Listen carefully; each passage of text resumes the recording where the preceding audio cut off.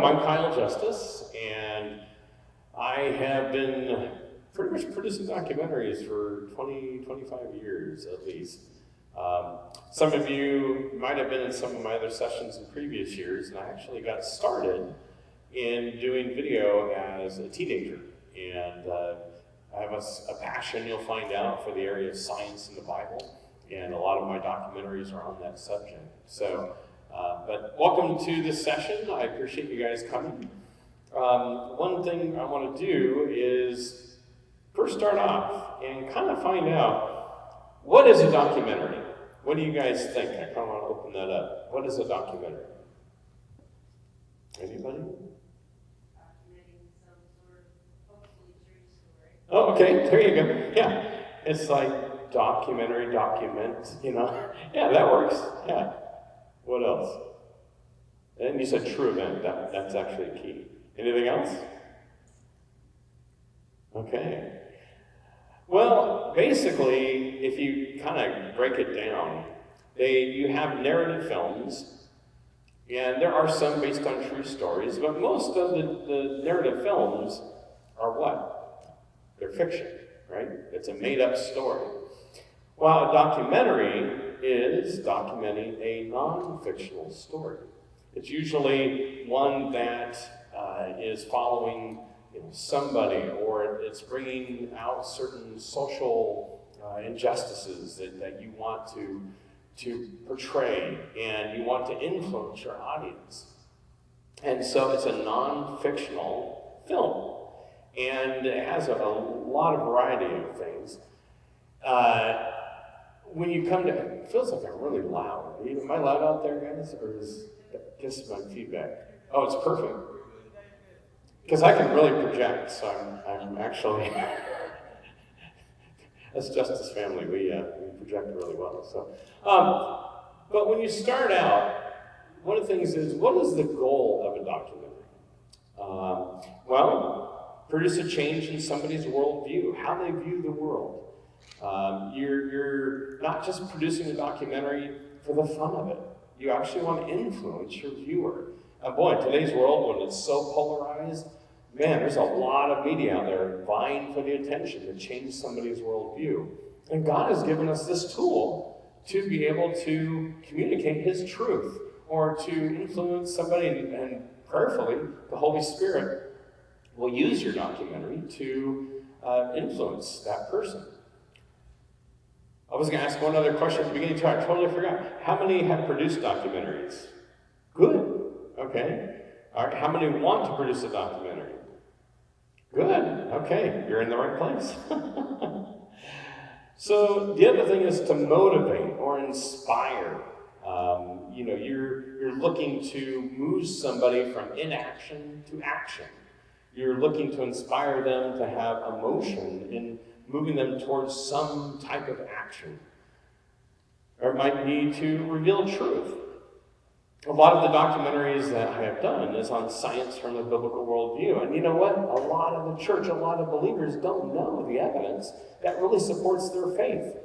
So I'm revealing truth in these documentaries. Or maybe it's to remember or reveal the past. Boy, in today's world, the woke movement is trying to erase our history, right?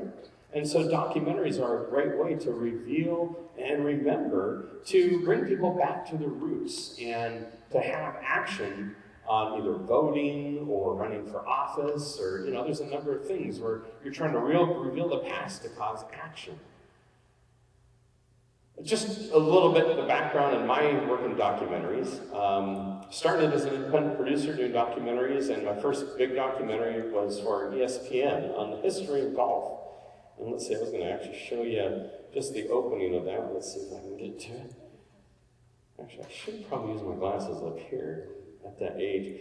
But it was called, I'm not sure I put it on. Yes, I did.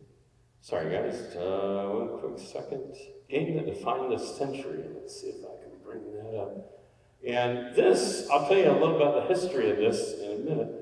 But this is the opening of a documentary, an hour-and-a-half documentary that aired on ESPN. Go. Simple. majestic, timeless, and endlessly varied. It has survived the passage of centuries and paralleled the enormous changes of history. One can only guess how it all began, with a walking stick and a stone to keep a man company during his long journeys across the landscape.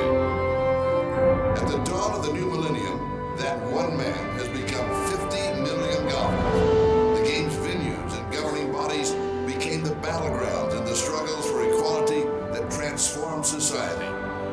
The evolution of equipment mirrored the technological advances that have streamlined yet often complicated our day-to-day lives.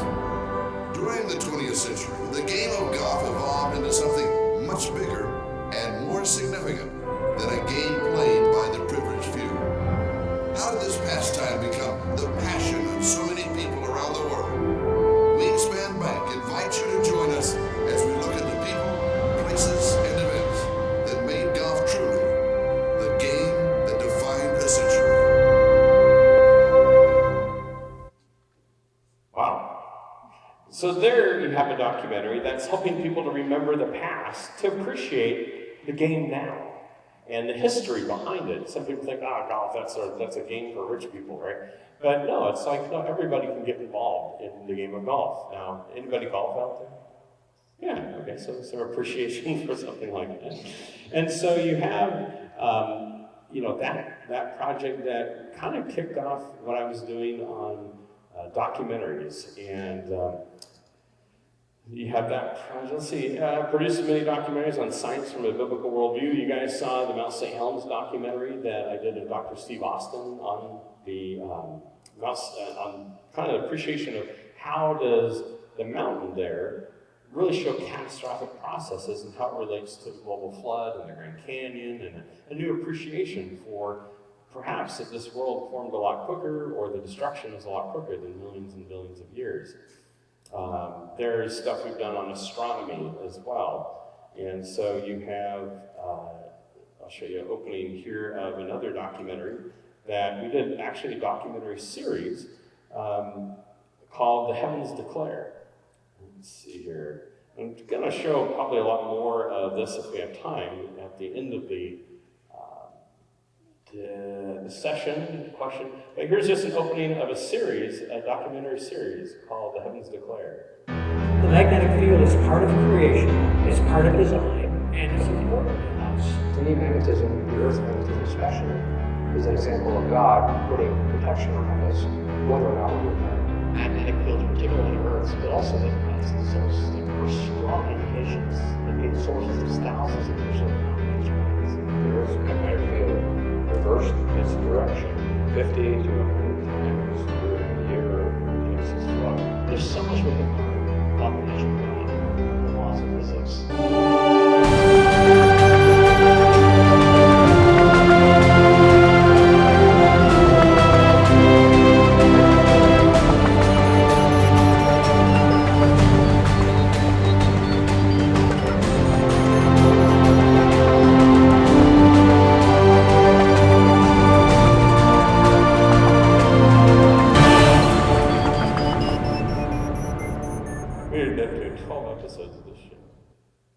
Colossians 1:16 says about Jesus, "For by him all things were created, both in heaven and on earth, visible and invisible." So they have a hosted documentary. We'll get into that as well. Going along. So that's a little bit of some of the documentaries that we've done. And I was counting, I've probably about 50 to 70 documentaries that I've produced over the last 20 years. So it's not like I'm a novice and getting started. So hopefully I can bring this information to you guys and help you get started or produce better documentaries. In the festival this year is the Fight for Liberty documentary. That's on Friday. And check that out, and I'll show you a little bit of that near the end.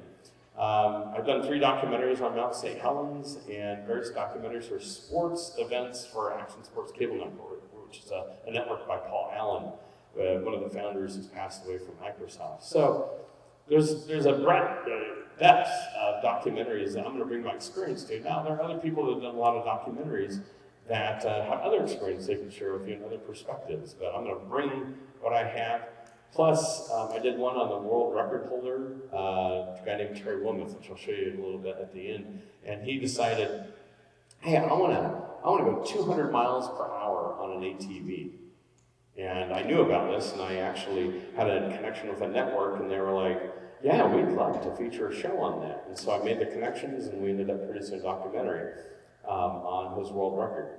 Anybody like ATVs? Very nice ATVs. Anybody want to go 200 miles an hour on one? Probably not.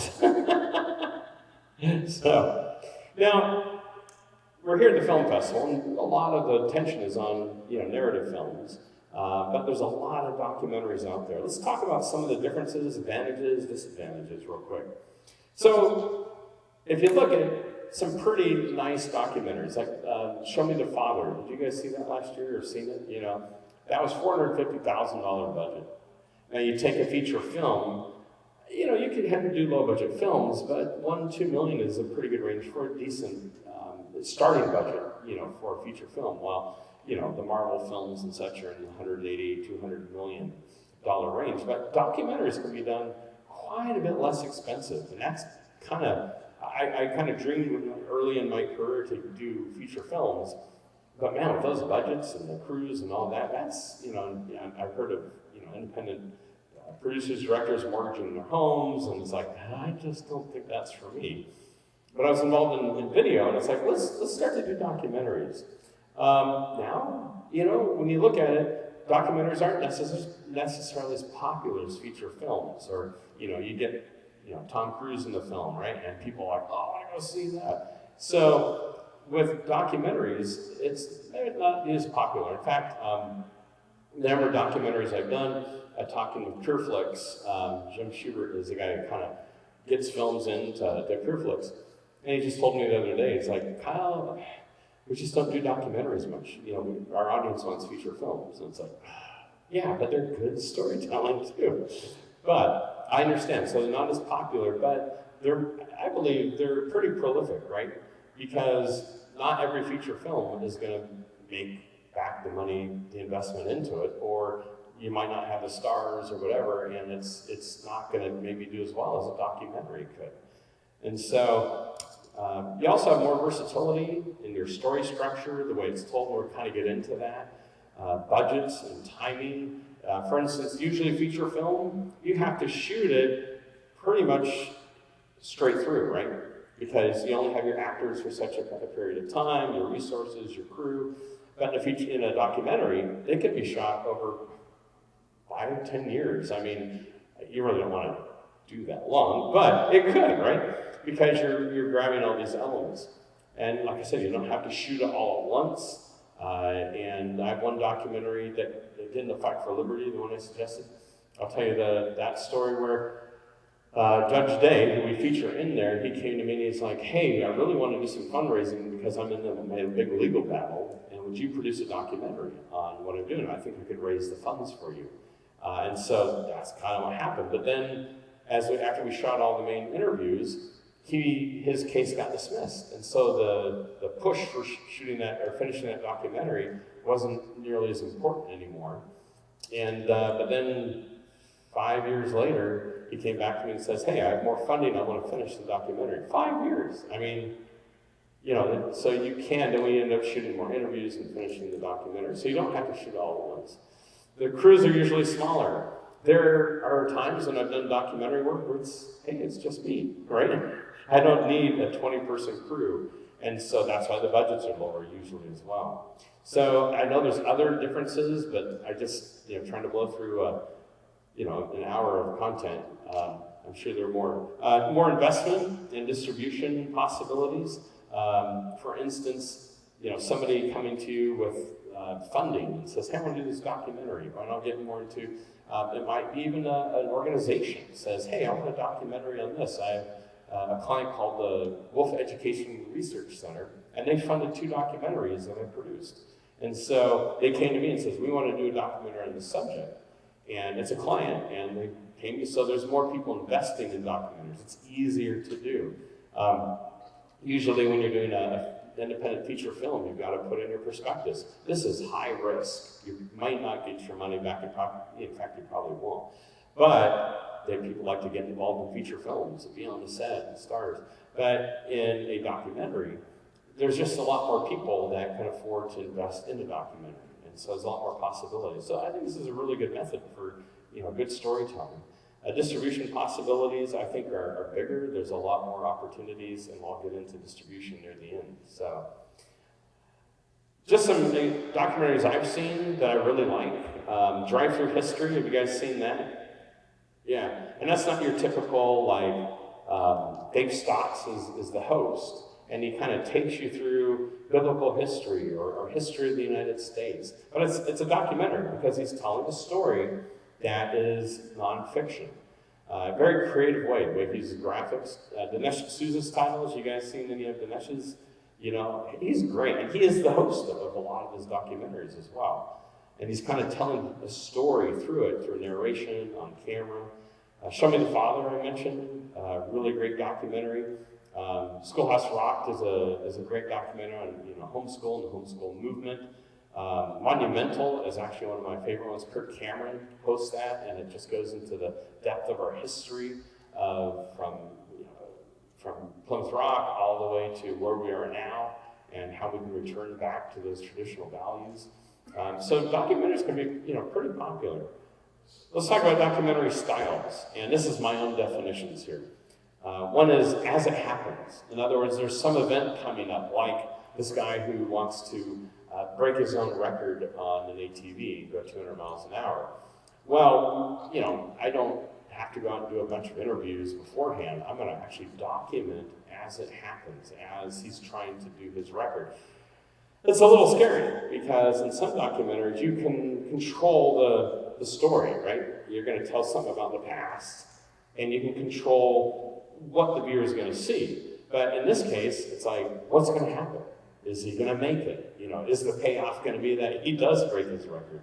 We don't know. I didn't know. But yet the network is willing to pay me to actually produce this because it's a part of the story. Past events we've talked about. There's different things such as totally scripted documentary. And then there's scripted and interviews. And that's like Show Me the Father. They had an idea what they wanted to do, but they didn't necessarily know the story. And then they found some surprises along the way that were really dramatic, for the actual storyline. But when it comes to documentary types on the official, if you looked it up, you have observational documentaries. That's where you're observing something going on, you're documenting it. There is expository where, some little known story about a missionary that goes to Japan. You're going to really bring that out and tell that story. There's participatory, and this is where it's kind of observational, but you're kind of along for the journey. I know that I've seen some documentaries that might be following a band for the year, the things that happen on the road. It's a little bit reality series almost, but the audience participating in it. Performative, and that is where, hey, we're just gonna, this event is going on, and we're going to, document this performance and what's gonna happen there. Well, let's talk about story structure of a documentary. Now, here's the problem. In a feature film, you can say, okay, here's Act 1, here's Act 2, here's Act 3, and, it's gonna vary depending on the characters and the arcs and what's going to happen within the story.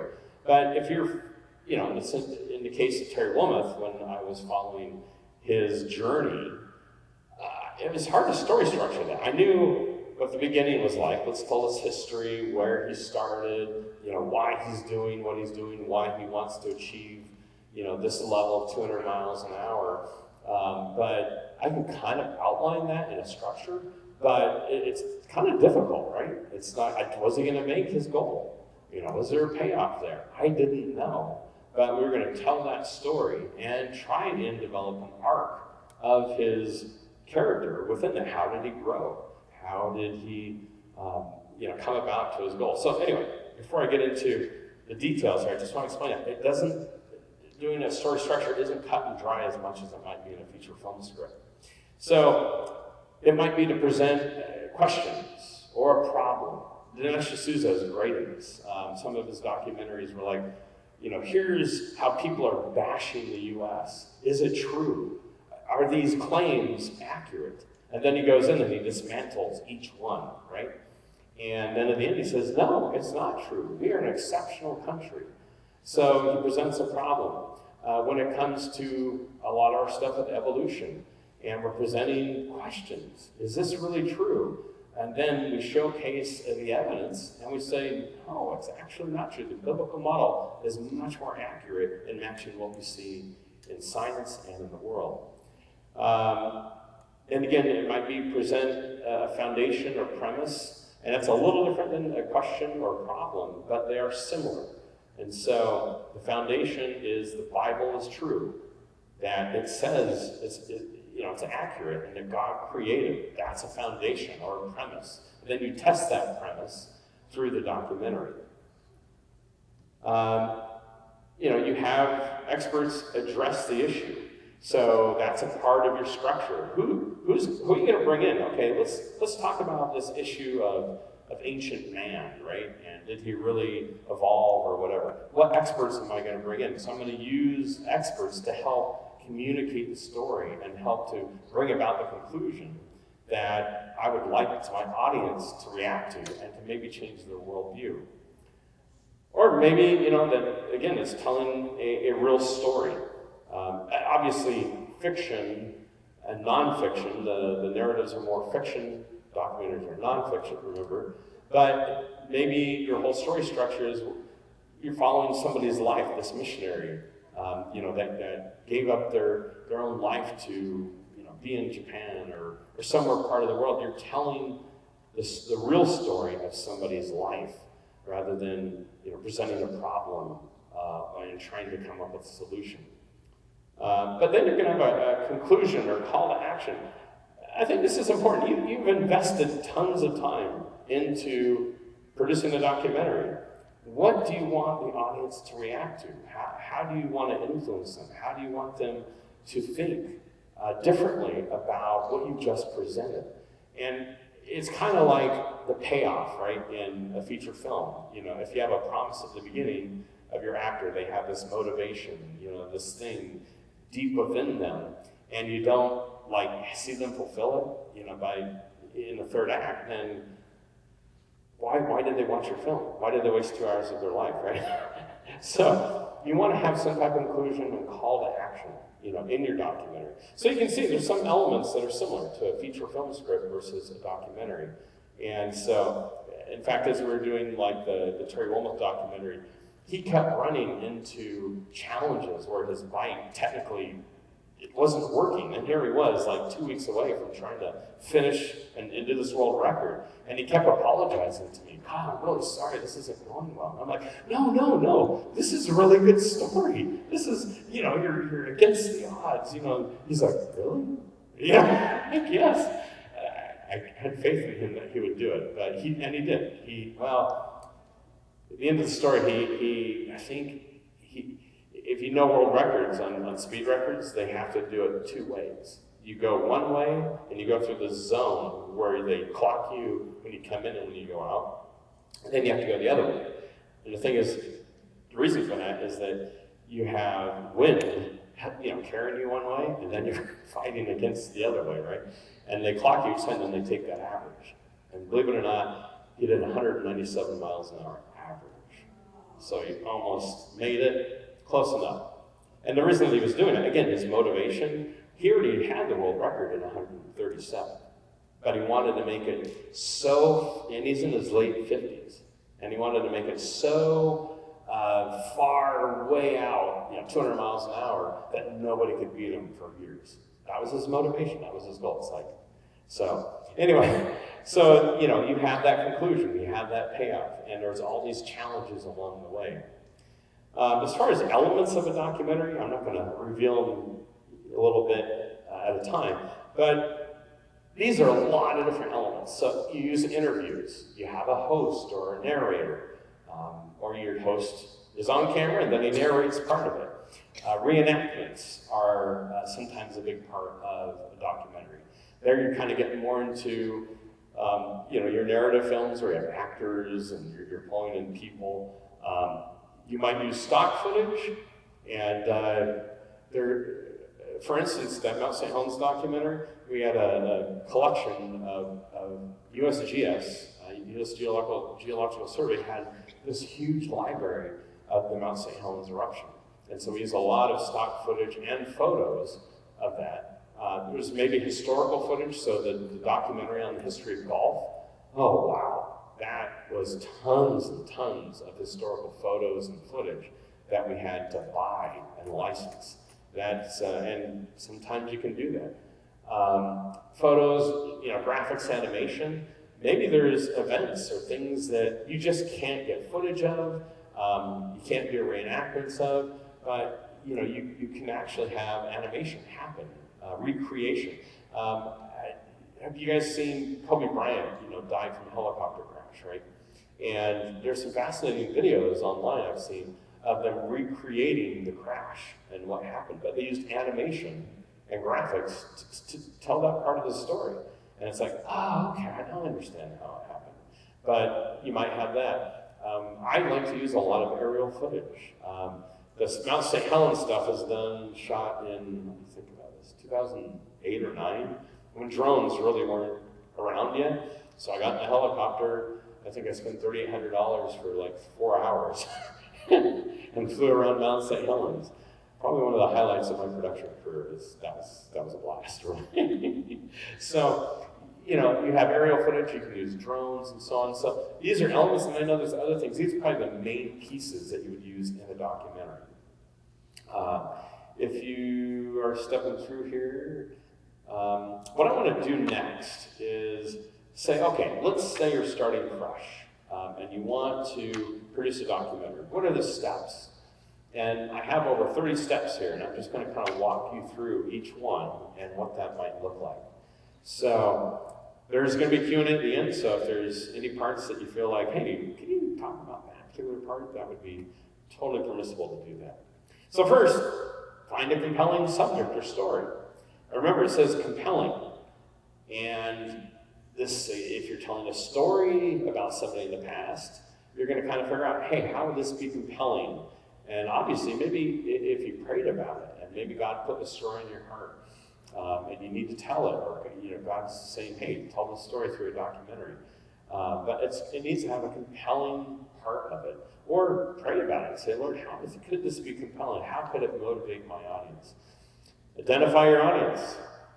For instance, a lot of our documentaries on science and the Bible, really our main audience is the church, and what we found is homeschool families, right? I mean, they're like, we want science content that's not like anti-Bible or so on. And so we found our audience, really. I think between, I have to count, main documentaries we've done is close to 30 to 35 documentaries on the subjects. And since 2012, we've sold 150,000 DVDs, I think, of our content, a lot to homeschoolers.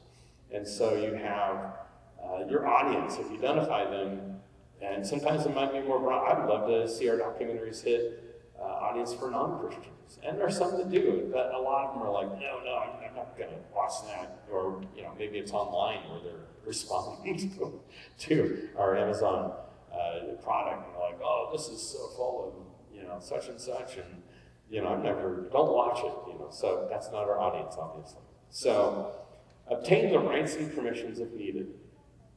And so it's like, hey, here's somebody's story, I want to tell it in a documentary. You just can't go willy-nilly and say, I'm going to do this, right? Because you might need their cooperation, number one. What if they're, asking you to be,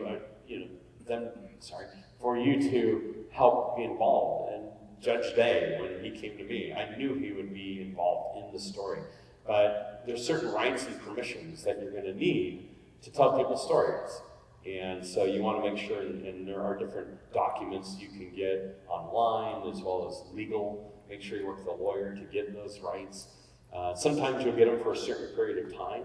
If you're trying to raise money to produce a documentary, you need a certain time to raise that money, right? And then produce it. So they might, if it's somebody who's alive, you're going to want to work with them definitely. and get their permission. Somebody in the past, it just depends, because somebody, if they're more famous, there might be family members that are keeping on to the rights of that story. So you just need to check things out. That would be important. You don't want to get into a documentary and not be able to air it, or you get a lawsuit or that type of thing. So then you're going to research their subject or story in detail.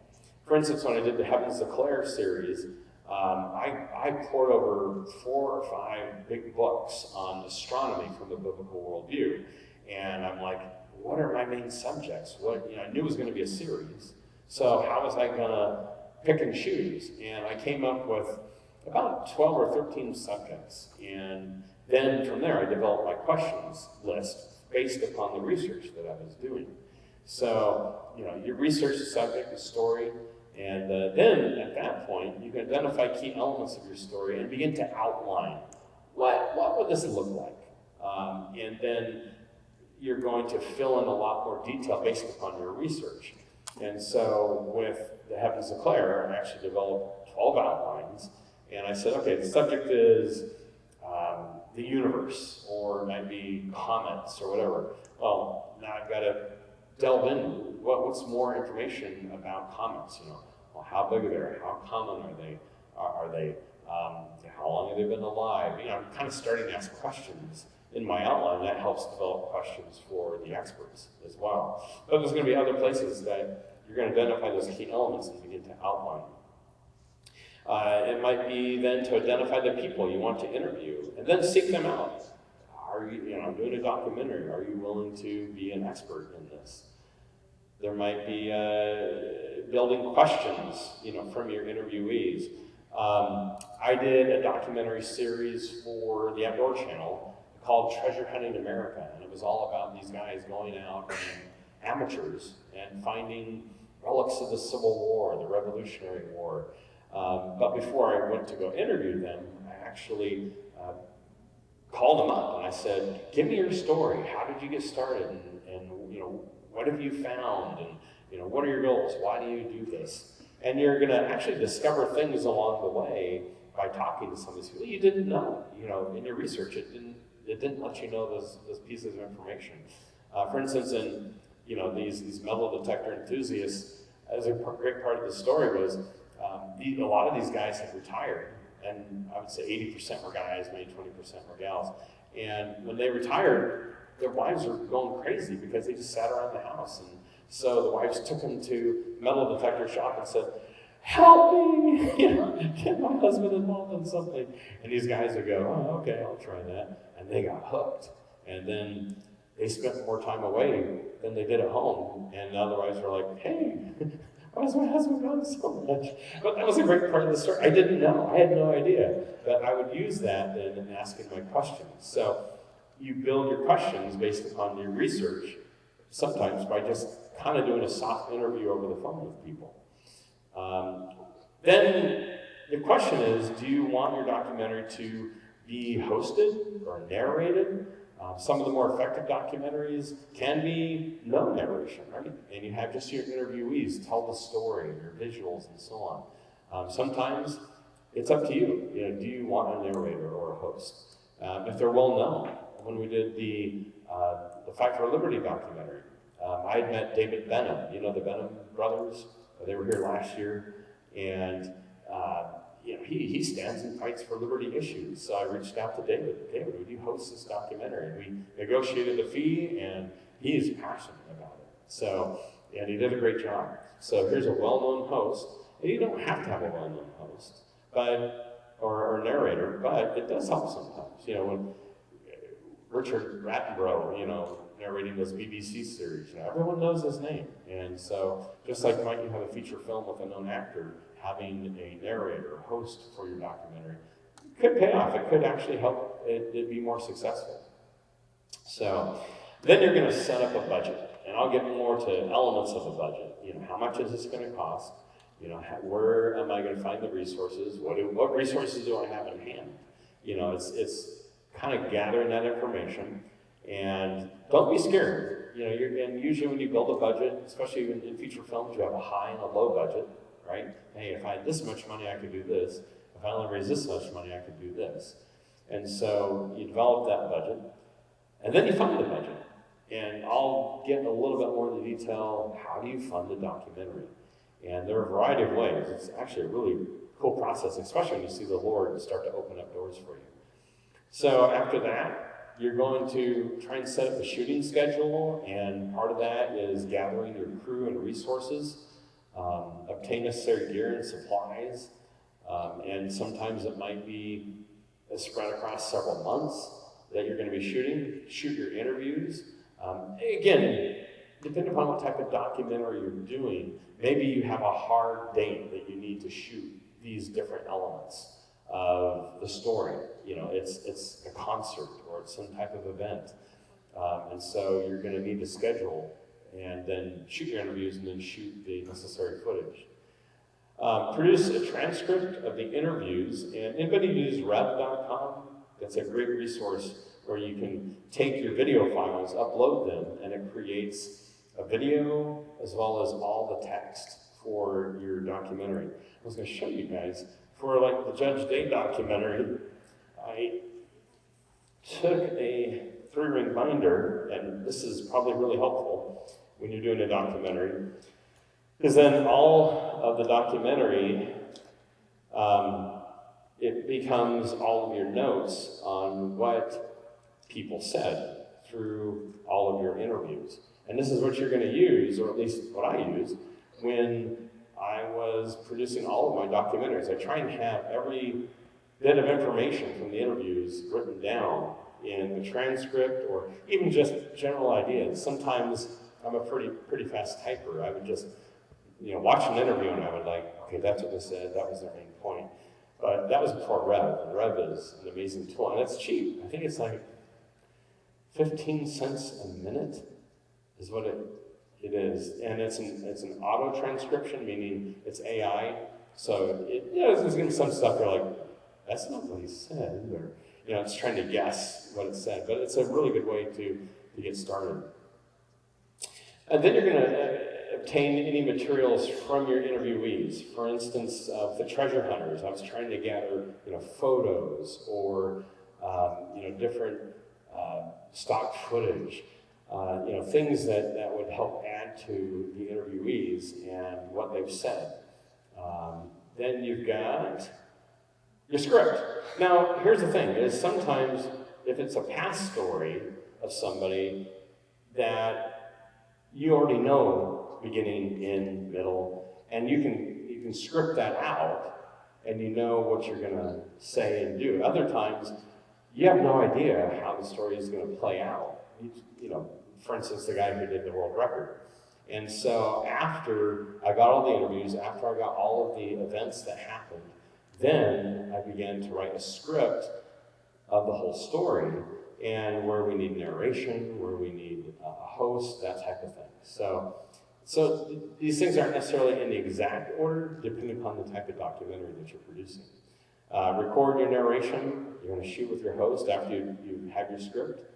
And then you're going to produce a rough cut on editing with interviews with your host. And this is kind of the fun part, because you're starting to see things come together. And then you're going to arrange and shoot any reenactments. And why, you could do that earlier, but I tend to put it here because as you begin to edit, then you kind of see the timing, right? You know how much time you need to fill for this scene or this interview or this piece of narration. I've seen, there's a documentary that is kind of cool, I like it, somebody introduced me to, called Before the Wrath. Has anybody seen Before the Wrath? Yeah. And his whole premise is that the parables of Jesus about the wedding feast and the Galilean wedding where he was speaking really showcase how the coming of Christ, the rapture of the church, is going to happen before the tribulation. And he kind of makes that case in his documentary. And he has all these interviews with these experts. Amir Sephardi is one of them. And he uses this whole reenactment of a Galilean wedding. And he tells that story that way. It's really a cool way that he did that with reenactment footage. Now, with reenactment footage can be a challenge sometimes, because here he was trying to develop a documentary that was about something that Jesus spoke about 2,000 years ago. So he can't go down to a neighborhood in Richmond, Virginia and shoot there. He has to go to somewhere that looks like ancient Galilee and so on. If you're doing something about the Revolutionary War, you can't wear suit or street clothes. You have to then get all those costumes and things and make people look like the people did back then. And so shooting reenactments can be tough, a challenge, but I think well worth to tell the story. When he did Before the Wrath in that documentary, he kind of tells a story, but then he always goes back and he's showing some of those reenactments a second time or maybe a third time. So he's recycling some of the shots in the reenactments. And so trying to shoot a lot, because you never know where other stuff might fit into your documentary that you could use that reenactment footage. So when it comes to stock footage and photos, some of these things cost money, a lot of money.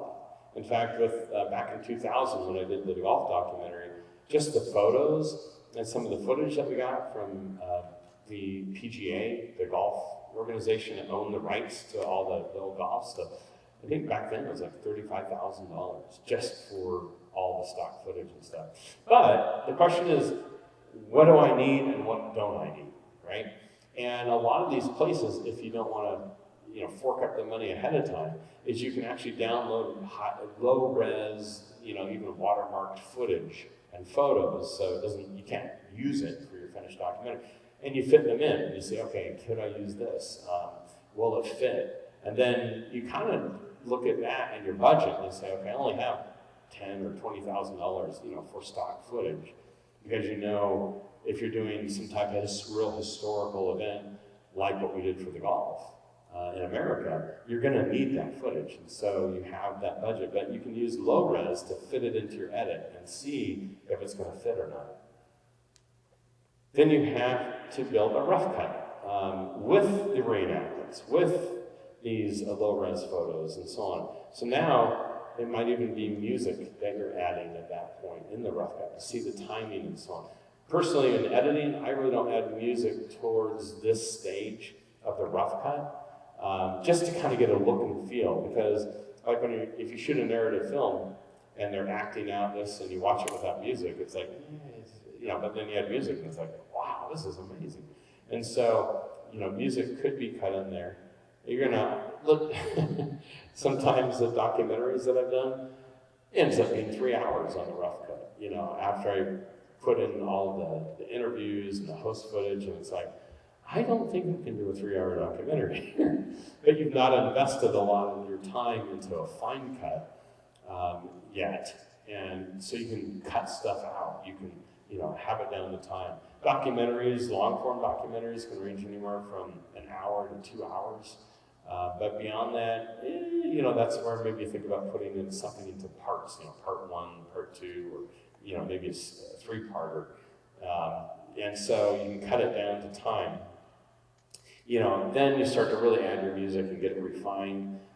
Some documentaries I've done have composers on them, and you're not going to give a 3-hour cut to them. You want to give really a refined, cut-down documentary that they're going to begin to experiment with the music. Then you're going to get input from your client, experts. There's a great tool. Have you guys heard of Frame.io? And I know there's a couple other great resource, because it used to be that I would send a YouTube video to a client to review, and then they have to make all these notes and send back a Word file, of all the time codes and stuff. With Frame.io is really cool is you can actually put it up, and they can make notes on the timeline itself, and it's really a powerful tool for review of your content. And then there's actually a checkmark box when you make the edit or you make the revision. So Frame.io is a great tool. And then at that point, I think you're ready to start to obtain your full res footage and photos and start to insert them in. And if you created a 3-hour edit and you had already bought all your stock footage and photos, and you spent all this money, and then all of a sudden it's like, oh, boy, I really don't need 20 minutes of here. And that was like maybe $5,000 you spent on the final footage. That's why this is really down the line. You don't want to do a lot of purchase until you really refine your edit and get things set up there. Then there is, oh my gosh, is it really that late? Oh my. Okay, so we're supposed to end at 12:15, right? Yeah, because we started, okay. I was looking at noon going, oh boy, 2 minutes, I need to finish this. Then begin your final edit. You're going to get any input from clients and experts. It's good to have some reviewers on the content. You think a scene is great and it's fallen flat, and so getting input is a good thing. And then after you get that input, you're going to build your final edit. And then once you have your final edit, you're going to actually, if you want, do color correction, which I highly recommend. You can do it yourself. There are people out there that you can hire to do that, and that might be part of your budget and your research as far as who you're going to use at the end. Then there's going to be an audio mix down. It's going to mix all the music and the narration, the interviews, and really cut it down to a final piece. And then you're going to export your final version, and hopefully your system won't crash at that point. I'm just kidding, which I've had happen. It's a challenge. You're going to also work on getting a trailer, because people are going to want to see, what is this thing about without watching it for 2 hours. Produce your trailer. You're going to produce versions for various distribution points. For instance, if you're going international with it, there's certain parameters they want, where they want just audio and dialogue on one track, they want music on another track, and sound effects on another track. There might be a director's cut. There might, whatever. You're going to produce versions because you have pretty much the final piece. Then you're going to deliver, your program and any marketing assets, and hopefully if you have a distributor, you're going to be working with them to deliver any pieces that they need. So, sometimes it takes 6 months, sometimes it takes 5 years. So it's a lot of steps there, and I know there's more I could add. So as far as permissions and releases, I want to touch on that a little bit. So you really want signed written releases. If you get with a distributor, they want that as a guarantee. So they want anyone that was there, that was being shot, maybe somebody in the background, a lot of details. So because they might say, we want to distribute, but we can't now. So your distribution deal is dead because you don't have all the permissions and written releases. And really, you want to work with maybe a lawyer or somebody that can help, an entertainment lawyer that can help you get all of that information, all the different releases you need. I've done this where you post area releases. Have you guys done that before? If you're shooting in an area, we did a but there's a documentary we did a series called Creation Kingdom Zoo about the zoo out in Western Virginia that doesn't do evolution on the signs. It's owned by Christians, but in order to shoot there, and there was going to be people there at the zoo, that we put the sign up on the front door and other places around the zoo. It says, this area is being shot for a television show. If you don't want to be represented or shot footage of, then please let us know. And so that's an area release, because you're not going to have some person going around with a clipboard and releases to everyone there at the park. It's like 1,000 people. So, but if you put an area release, that does do that. But then check with your lawyer on that. You might pay money for appearances, and so that is a different type of release. It just says, we agree to be on camera and for you to use all my images and all my representation of who I am for $1,000 for this documentary. That type of thing. And so some people, especially your experts, they might say, yeah, I'll be in a documentary, but it's going to cost this much. So we did, one of the documentaries I did was we took on the flat earth movement, and we really showcased that the earth isn't flat. That the Bible, in fact, they say people in the flat earth movement, some of them are Christians, and they say the Bible even says that the earth is flat.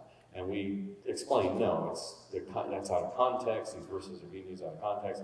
But what we did was we said, you know who could really help us? Would be astronaut Charlie Duke. He was on Apollo 17. He went up to the moon from the Earth, came back, and he's then in San Antonio, Texas. And I shot an interview with him, but he asked for $1,000. He says my normal fee's $2,000. And it's like, yeah, that's worth it. We're going to pay $1,000 for your expertise to be on. None of our other people ask to be paid, but it's like he's worth it, and he'll validate, hopefully, the idea that we did go to the moon and back. So those are the type of things. But then you have a release for him that says, yes, we'll pay you this much money, and then you're good. So actors, extras doing reenactments, you might pay them, you might not, you might have volunteers, but still, you want releases from them. All right, just real cover. I was thinking about this as it happens. Documentaries, present the goal of the characters. I kind of covered this already a little bit, but I'm just thinking. Present what is the goal, like the guy who's trying to break his world record, follow the key characters through the development of the story. When challenges happen, use story elements such as the challenge. Gee, Kyle, I'm really sorry this isn't working out. It's like, no, please, keep going, man, you're doing great. But use story as it happens, and then show them having victory at the end. That is key to, I think, the payoff for the people watching for the hour or two. Okay, let's talk about budgets real quick. You can take a picture of this and do it later. Shooting crew travel, interviews, reenactments, location fees. Maybe the place wants a fee for you to shoot there. For instance, anywhere on a national park. When we did the Mount St. Helens documentary, we had to pay, I think it was like $200-300 to the national parks to get a special permit to be there to shoot. And you're going to need shooting permits in other places, other locales. It just depends. It really depends on what your documentary is covering. Original music, you do that, post-production, editing, color correction, audio post. Some of it you might be doing yourself, some of it you might need to hire out, maybe a freelancer that does some of it, a contractor. Closed captions, it really isn't that expensive. Rev.com also does closed captions. Any distributor you're going to work with is going to ask for closed captions, and that Rev.com is a great way to do that. And any marketing or distribution that you're going to be doing, it depends if you're doing self-distribution or not. Let's go to funding the documentary. We have about 5 minutes left for Q&A. So maybe it's self-funded. So ASM is Awesome Science Media, and we fund our own documentaries through some profits of DVD sales. I do a lot of corporate video work, and we kind of do self-funding through that. It's kind of my passion, almost kind of a hobby. You might find a client that wants a documentary. So the Wolf Center I mentioned, Mount St. Helens, Cowlitz County in Washington came to me and they said, hey, we want to do this 30th anniversary documentary, and we're going to give you $30,000 to do it. And so, that was like, sure, I'll do it. Northwest Medical Teams was like a relief agency that sent people out, doctors all around the world, and I started to put together a series of documentaries, and they help fund the kind of the pilot of that. So you never know, who might help fund a documentary. It might be crowdfunding. Has anybody used crowdfunding on projects at all? Yeah, I mean, if it's a well-known story and you produce maybe kind of a little pilot or a little test piece to showcase a story, that might be a great way to go about crowdfunding a documentary. It might be commissioned by a network or a video-on-demand platform. Some of my stuff was commissioned by networks. And so you have various places to get funding for documentaries. A nonprofit, so we have the James Madison Center for Free Speech help to fund the Judge Day documentary, and because it's in their best interest, right? It's what their story, the motivation they want to tell the story. Or it might even be a private donor. With the Judge Day documentary, we did some crowdfunding, but we actually got, think about this, our total budget on that was $50,000, and 45,000 of it was just private donors saying, I want this story to be told. This is really important.